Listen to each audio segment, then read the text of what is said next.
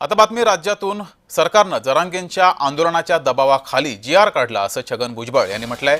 भुजबळांनी पत्रकार परिषद घेत ही टीका केली आहे। शासनावर कोणताही दबाव नव्हता, भुजबळांची समजूत काढू असं विखे पाटलांनी त्यानंतर स्पष्टीकरण दिलंय, वक्तव्य केलंय। असं आहे ना, तुम्हाला काय बोलायचं ते तुम्ही नतमस्तक बोला, आणखीन काय बोलायचं ते माझ्या तोंडात काय सांग। मी एवढं सांगेन जे याच्यात लिहिलेलं आहे की मग एक जो काही परिस्थिती निर्माण झाली त्या दबावाखाली जे आहे हा जी.आर. काढण्यात आला असं म्हटलेलं आहे। असं कुठलाही दबाव शासनावर नव्हता।